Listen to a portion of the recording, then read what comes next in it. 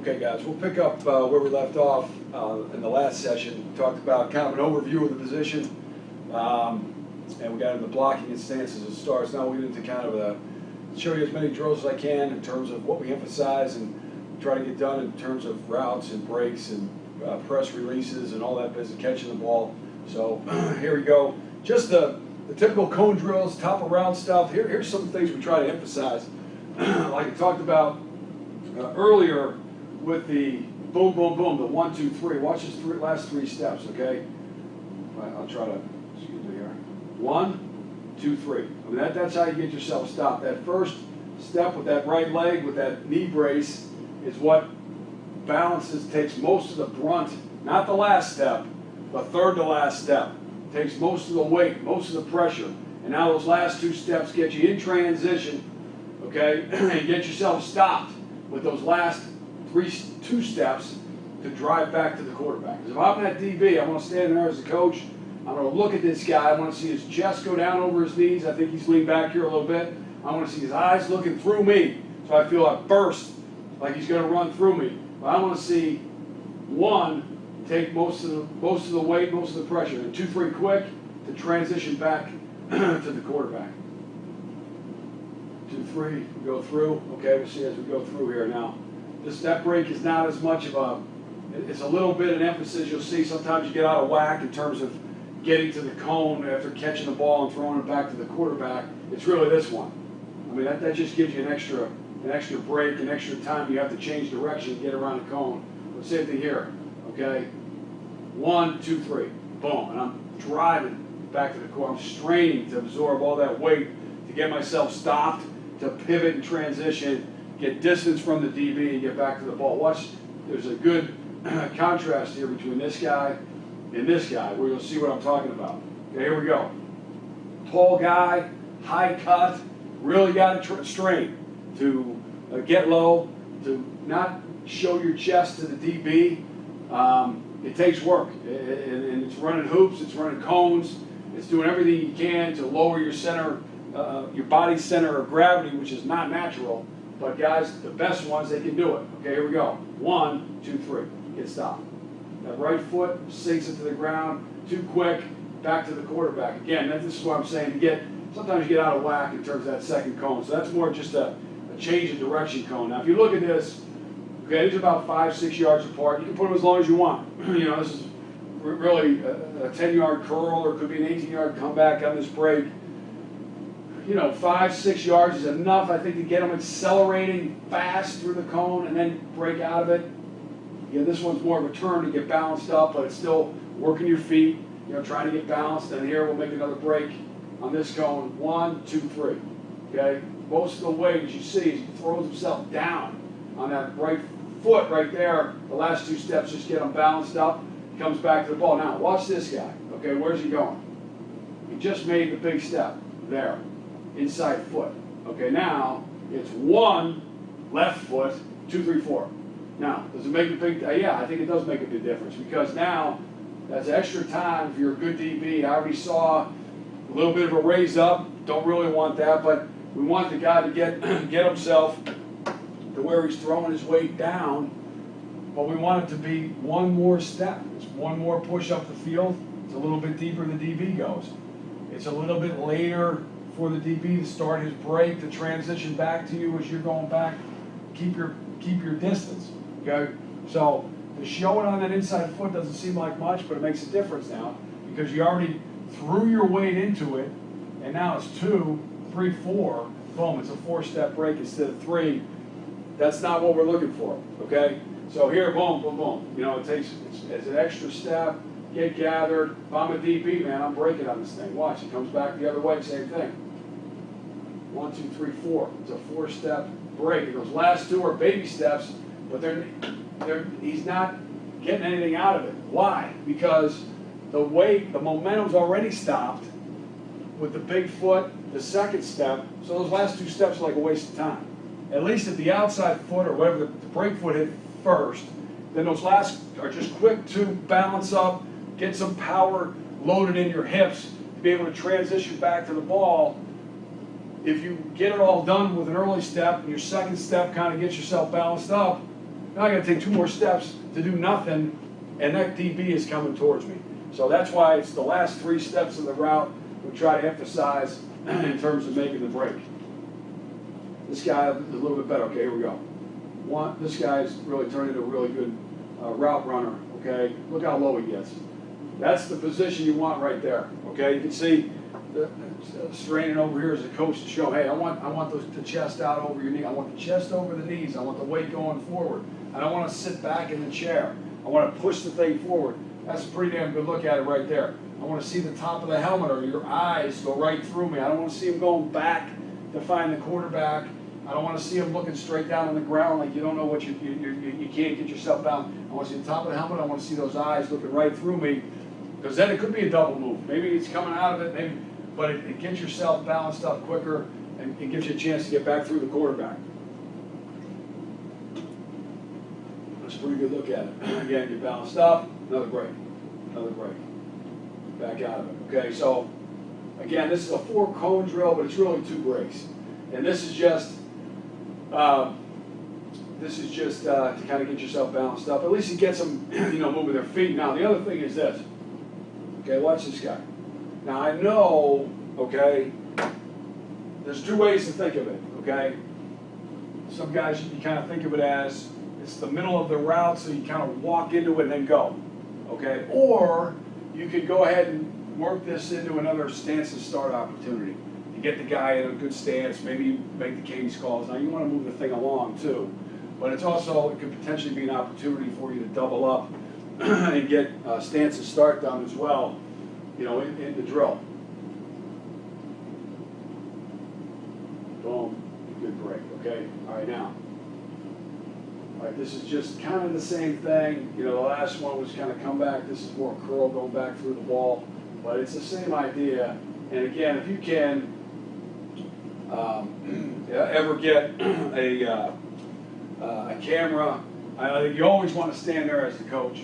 If you get a camera out in front of them, just to see the eyes, just so they can see if they're sitting back or if they're bursting forward, I think that's the best. And I think it also shows right here how tight to the cone, how quick the transition, going back, changing direction the other way. That's the other spot where you gain separation from the DB, are able to get yourself away from them to go run through the ball.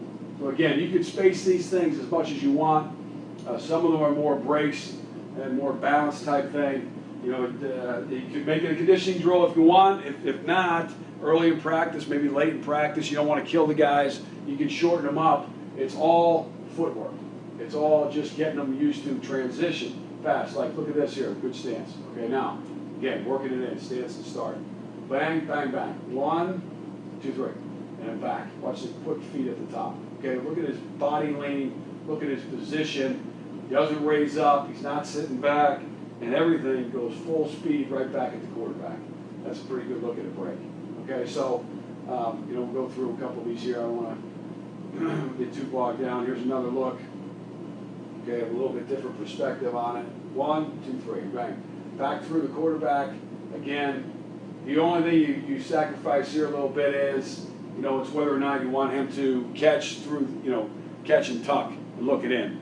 But you have to kind of sacrifice that a little bit to kind of make it a little bit more of a rapid fire drill in terms of, not catching and tucking and throwing the ball away. So, again, it's all, I remember watching tape 100 years ago with Jerry Rice. Everything he did, running the fields, everything he did was cones. He ran around cones, he circled cones, he broke on cones. Okay, that is kind of what we try to work in everything. Okay, this is with a press release, which we'll talk about here, and more drill work coming up. But just again, as many drills as can be consolidated into one. This could be stance and start, it's press, and it's top of route. As much as you can kind of work in, depending on how much individual time you have. But you can't do this enough, because when it all speeds up, when it's all happening fast, that's when the slot, if it's not habit, if it's not ingrained to make breaks like this, you're not going to do it. The guy's not just going to show up in the game and do it. And again, going back to like we talked about with not catching enough balls, you don't run enough routes and finish enough routes in the course of a practice you know, how many curls do you run in one practice? I don't know. You know, it depends on what your offense. But I'm just saying, this gives you a chance to make route breaks over and over and over again. They all kind of they're all kind of the same.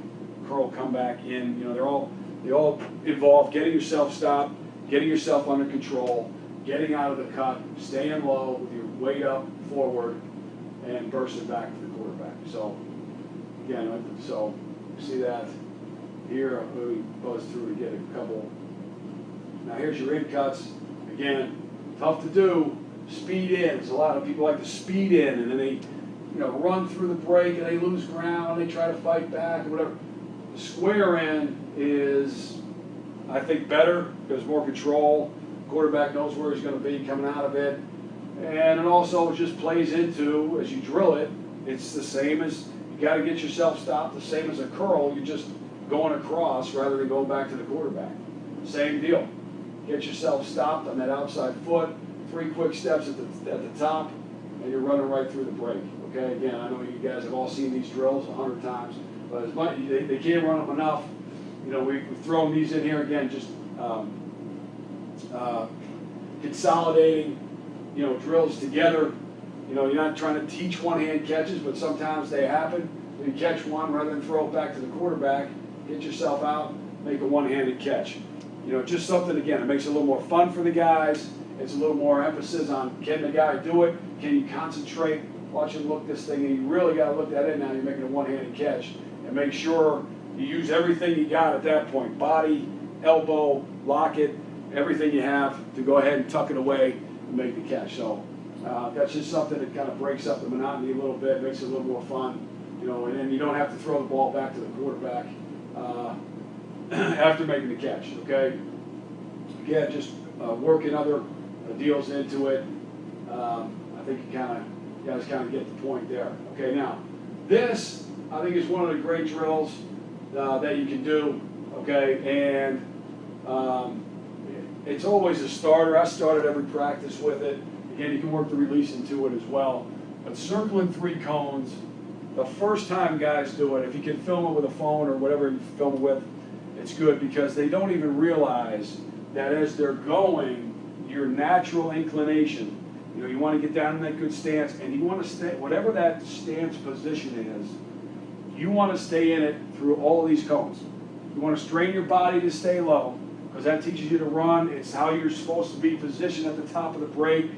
It's when you come out of your break, you're staying in that position, and you're straining your body and training your body to stay in that position through the play. The first time guys do it, I don't care who they are, they go up and they raise up, just like they would raise up at the top of a route. They sit back on their heels and circle the cone. Then they get low. Then they go to the next one. They raise up, they circle, they get low. They won't even know that they're doing it unless you can show them. And then after that, they'll feel it. They'll feel the way that this is supposed to look. To me, this is, again, where it started. Jerry Rice did this. I saw it on a tape 20 years ago. I started practice with it every day because it's a balance drill. It's a center of gravity drill. It's getting the emphasis on, I play the game here in this football position. I don't play it up here. I don't ever get up here. I don't lean back. I play it going forward. Okay, so I think this is one of the most important drills you can do. Again, a guy, you know, what break do you make like this?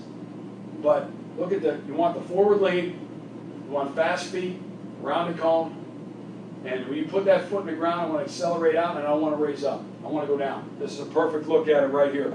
But I guarantee you, unless they've done it before, the first time this guy would do it, he's back on his heels and the shoulders up, and then right when he gets to the cone, it all goes forward. Then it all comes back, then it all goes forward. This is a great drill to keep teaching the guys how to play with great lean and give them a ball at the end. But to me, this is one of my favorites. This is a start practice every day. Again, you can work the stance into it, you can work the release into it, but the emphasis is circle and stay low. Stay low. Boom, accelerate out.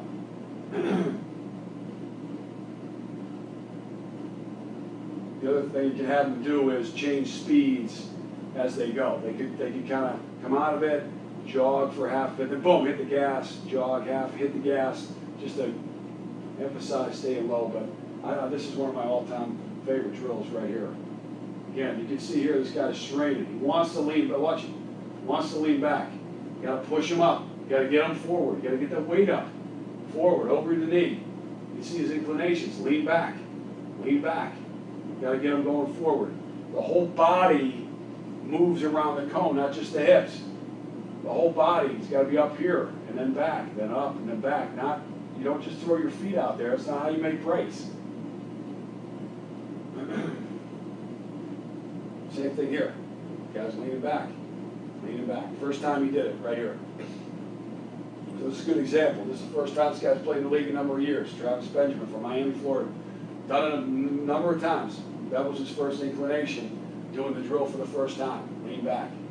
Let your hips do the work. So you don't want to throw the feet out and then get your feet back under you. You want to keep the feet under you all the way through the play. It's not a race.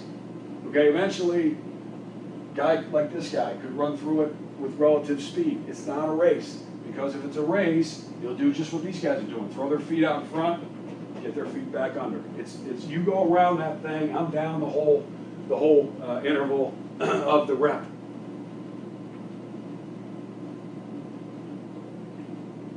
Pretty good looks at it. So again, to me, this is one of my all-time favorites here.